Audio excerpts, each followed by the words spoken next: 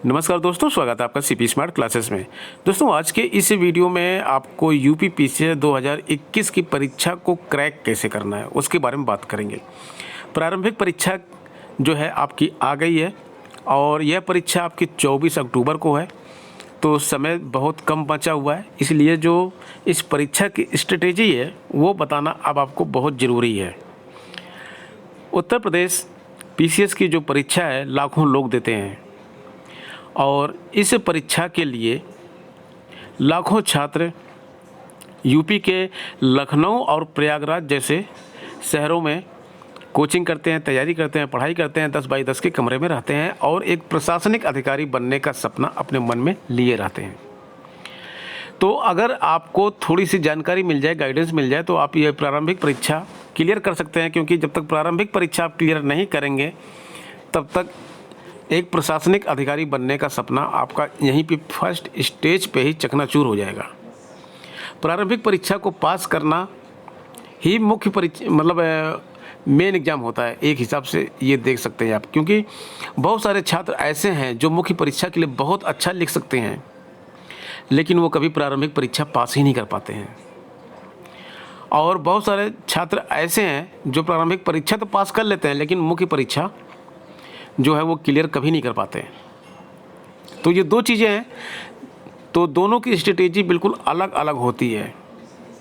जहां प्रारंभिक परीक्षा आपको यह घोषित करती है कि आप एक प्रशासनिक अधिकारी बनने लायक हैं, वहीं मुख्य परीक्षा आपको प्रशासनिक अधिकारी बनने के रास्ते पे अग्रसर कर देती है। क्योंकि इंटरव्यू का जो रोल होता है वो मुख्य परीक्षा से काफ़ी कुछ जुड़ा हुआ होता है। अगर मुख्य परीक्षा आपने बहुत अच्छा कर लिया तो इंटरव्यू का प्रेशर थोड़ा सा कम हो जाता है और पद बहुत अच्छा ना मिले तब भी कुछ ना कुछ पद उसमें मिल सकता है। तो दोस्तों, खैर इसमें हम बात करेंगे, दो चीज़ों के बारे में बात करेंगे।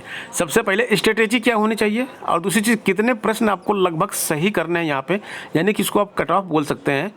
तो ये कट ऑफ तो एग्ज़ाम के बाद हम बताते हैं, लेकिन यहाँ पे जो कट ऑफ हम आपको बता रहे हैं वो एक लमसम कट ऑफ बता रहे हैं, जो एवरेज लगभग जाता है, जो एक रेंज जाती है, उसके बारे में यहाँ पे हम बात करेंगे। तो सबसे पहले आपको कुछ आंकड़े दिखाते हैं। दोस्तों, इस परीक्षा में कुल 538 पद हैं और इसमें से जो 538 पद हैं इसके 13 गुना छात्र मुख्य परीक्षा में जाएंगे। तो मुख्य परीक्षा कितने लोग पास करेंगे? 6,994। कितने लोग आवेदन किए हैं? जो आवेदन किए हैं उनकी संख्या है 6,91,173। तो 6,91,173 से अगर हम 6,994 को भाग कर दें तो यानी कि 98.82 आ रहा है, यानी कि 99 लोगों को आपको पछाड़ना है। 99 लोगों को आप पछाड़ेंगे तब जाके आप मुख्य परीक्षा को पास करेंगे। और पीसीएस बनना तो भी बहुत दूर की बात है, क्योंकि पीसीएस बनने के लिए आपको आगे फिर 13 लोगों को पछाड़ना पड़ेगा। तो ये दोस्तों आंकड़े हैं। हालांकि ये आंकड़े कुछ हद तक अभी और चेंज होंगे। ये जो 99 का फिगर आ रहा है ये फिगर जो है कम हो जाएगा, ये फिगर 80 के आसपास पहुंच जाएगा। कैसे पहुंच जाएगा? क्योंकि 538 जो पद हैं अभी, ये पद कुछ बढ़ जाएंगे, हर साल बढ़ जाते हैं, क्योंकि कुछ और पदों का अध्याचन आ जाएगा। जब तक प्रारंभिक परीक्षा नहीं हो जाती तब तक इसमें और भी पद जोड़े जा सकते हैं। दोस्तों, अब बात करते हैं कि इस परीक्षा को क्रैक कैसे कर सकते हैं। तो यहाँ पे हम आपको बता दें, जो पीसीएस की तैयारी कर रहे हैं, अभी यूपीएससी की परीक्षा हुई है और यूपीएससी का आपने स्टैंडर्ड देख लिया कि किस तरह का है। पीसीएस की परीक्षा का स्टैंडर्ड जो है उससे लो रहता है। यहाँ पे सीधे सीधे प्रश्न पूछे जाते हैं, टेढ़े मेढ़े प्रश्न नहीं पूछे जाते हैं। आप जो ये ए और बी कॉलम में मैच करने वाले क्वेश्चन होते हैं इनको बहुत ही ध्यान से पढ़िए, क्योंकि जो मैच करने वाले होते हैं उससे कई क्वेश्चन बनते हैं। और जब भी इसको मैच करिए तो जो आपको एक आता हो सबसे पहले उसको मैच कर लीजिए, तो थोड़ा सा एक अनुमान लग जाता है। इन प्रश्नों के सही होने के चांस बहुत ज़्यादा होते हैं। दूसरी चीज़, जिन छात्रों ने प्रीवियस ईयर के पेपर नहीं लगाए हैं वो कम से कम 7 से लेकर 8 साल के पिछले साल के प्रश्न पत्र पढ़ डालें। और जो भी बुक आप पढ़ रहे हैं, जाहिर सी बात है आप अगर तैयारी कर रहे हैं तो आप अच्छी किताबें पढ़ रहे होंगे। किताबों के बारे में इस वीडियो में बात नहीं करूँगा क्योंकि उसकी एक अलग लिस्ट है।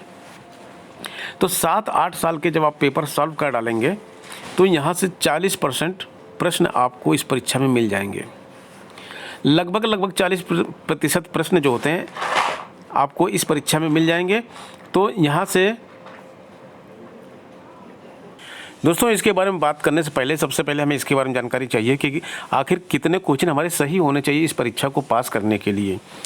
तो जो जनरल कैटेगरी के कैंडिडेट हैं उनके लिए हम बता दें, यहाँ पे जैसे पेपर आता है कि किस तरह से पेपर आएगा, तो पेपर कभी टफ आता है, कभी इजी आता है। अगर इजी पेपर आता है तो 80+ पे संभव हो जाता है, पेपर मतलब प्रारंभिक परीक्षा क्लियर हो जाती है। अगर इतने क्वेश्चन सही हैं तो क्लियर हो जाती है जनरल की। और टफ आता है तो थोड़ा सा कम जाता है, और जब इजी आता है तो थोड़ा ज़्यादा जाता है। तो इसकी जनरल की जो रेंज होती है 80 to 90, यानी कि आसान आ गया पेपर तो 80 पे संभव है, और कठिन आ गया तो मतलब उल्टा हो गया। अगर टफ आया तो 80 तक हो सकता है, और इजी आया तो 90 तक जा सकता है, मतलब इसके बीच में जा सकता है, 85, 86, 87 कुछ भी जा सकता है। तो एक मोटा सा अनुमान है कि जनरल कैटेगरी के कैंडिडेट 80 से लेके 90 के बीच में इनका करीब होता है। ओबीसी कैटेगरी की बात करेंगे तो यहाँ पे कुछ भी चेंज नहीं होता, सेम टू सेम डिट्टो यही होता है। कभी हो जाए एक आध प्रश्न आगे पीछे तो नहीं कह सकते उसका, लेकिन ऑलमोस्ट देखा गया है कि बिल्कुल सेम होता है। एससी कैटेगरी की बात करेंगे तो थोड़ा सा एससी कैटेगरी का नीचे रहता है। अब एससी कैटेगरी का यहाँ पे 74 से लेके 84 या 85 तक वेरी करता है। तो ये तो कट ऑफ होता है। अब इसमें हम अगर 80 को मान लेते हैं स्टैंडर्ड, तो बात करते हैं कि 80 प्रश्न सही कैसे होंगे आपके। 80 को स्टैंडर्ड मान के चलते हैं, और बाकी थोड़ा सा अगर आप अपना टारगेट 90 रखना चाहते हैं तो उसी हिसाब से सेट कर लीजिएगा अपना टारगेट। 80 प्रश्न आपके सही होने हैं, गलत हटा के तो 120 प्रश्न आते हैं। और मैंने कहा आपको कि 40% प्रश्न जो है पुराने पेपर से मिल जाएंगे आपको। ये पेपर से डायरेक्टली मिलेंगे या इनडायरेक्टली मिलेंगे, दोनों तरह से मिलेंगे। डायरेक्ट ऐसा नहीं कि पिछली बार पेपर में जो क्वेश्चन आया है, पिछली बार या उसके पहले कभी पेपर में जो क्वेश्चन आया सेम टू सेम वही उठा के पूछ लिया जाए, ऐसा भी नहीं हो सकता। ऐसा अगर पेपर क्वेश्चन आता है तो इसको डायरेक्टली क्वेश्चन बोलते हैं। और इनडायरेक्ट क्वेश्चन किसको बोलते हैं? इनडायरेक्ट क्वेश्चन उसको बोलते हैं कि जो उसी से मिलता जुलता क्वेश्चन आता है। यानी कि जब आपने पिछली बार का पेपर सॉल्व किया होगा तो उसके ये जो ब्लॉक बना रहता है आपकी गाइड में, एक पहले यहाँ प्रश्न लिखा रहता है, फिर उसका उत्तर यहाँ पे 4 ऑप्शन दिए रहते हैं। उत्तर का जो एक्सप्लेनेशन होता है, ये जो ब्लॉक के अंदर आप किताबों के अंदर बना रहता है, इसको ज़रूर पढ़ना है, इसी में से आते हैं। तो 40% प्रश्न जो है इनडायरेक्ट इसमें से पूछे जाते हैं। जैसे आपने कुछ पढ़ लिया यहाँ पे तो उसी से मिलते जुलते 2-3 प्रश्न और पूछे जाएंगे। तो जब 7-8 साल का आप ये प्रीवियस ईयर पेपर सॉल्व किए रहेंगे तब आराम से 40% आप यहाँ पे कर ले जाएंगे। अब 40% कितना हो गया भाई? 120 का 40% हो गया 48 प्रश्न। लाने आपको कितने हैं? 80 एवरेज। बचे कितने बचे? 32 इसमें जोड़ दें तो ये हमारा 80 प्रश्न हो जाएगा। अब आपको 32 प्रश्न की चिंता करनी होती है। तो 32 प्रश्न के लिए जो होता है सबसे ज़्यादा करंट अफेयर्स बहुत ज़रूरी होता है। यहाँ से आप कुछ ले आएंगे, और इसके बाद जो है आपके कुछ विषय ऐसे होते हैं जिस पर पकड़ आपकी बहुत अच्छी होती है, और कुछ विषय ऐसे होते हैं जो आपको थोड़े से टफ लगते हैं। जैसे किसी की पॉलिटी पे पकड़ बहुत अच्छी है, किसी की हिस्ट्री पे पकड़ बहुत अच्छी है, किसी की जो है जियोग्राफी पे पकड़ बहुत अच्छी है, किसी की इकोनॉमिक्स पे पकड़ अच्छी है। तो जिस पर आपकी पकड़ अच्छी है वहाँ से कुछ प्रश्न आप खींच सकते हैं। और इस टाइम जो है जो फैक्ट्स होते हैं, फैक्ट्स बहुत ही इंपॉर्टेंट होते हैं। करंट अफेयर के जो क्वेश्चंस होते हैं, अब जैसे हिस्ट्री के क्वेश्चंस करेंगे तो अभी अगर करंट अफेयर से जुड़ी हुई कोई चीज़ है उसमें तो वो आपके लिए बहुत ही इम्पॉर्टेंट है। जियोग्राफी से संबंधित कोई है, गेम्स के क्वेश्चंस वो आपके लिए बहुत इंपॉर्टेंट होते हैं, वहाँ से आप कुछ ले सकते हैं। तो इस तरह से करेंगे तो ये 32 से लेके 40 क्वेश्चंस आप यहाँ से कर सकते हैं। तो ये मिला के जो है आपका ऑलमोस्ट पेपर क्लियर हो जाएगा। और जब आप इतने क्वेश्चन करेंगे तो कुछ क्वेश्चन जाहिर सी बात है आपके गलत भी होते हैं, तो कुछ ऐसे प्रश्न भी होते हैं जो आप अनुमानतः करते हैं तो उसमें कुछ सही भी होते हैं। तो खैर वो सही और गलत मिला के तो बैलेंस बराबर हो जाता है, लेकिन आप 80 से लेके 85 की रेंज में जैसे ही चले जाते हैं सही प्रश्नों को लेके, तो वहाँ पे आपका सिलेक्शन हो जाता है, प्रारंभिक परीक्षा आपकी क्लियर हो जाती है। दोस्तों, प्रारंभिक परीक्षा के बारे में हम आगे भी बात करेंगे। आने वाले अभी 1 सप्ताह लगभग है आपके पास, तो इसमें हम 1-2 वीडियो और आपको बताएंगे, इस परीक्षा के बारे में कुछ टिप्स आपको देंगे।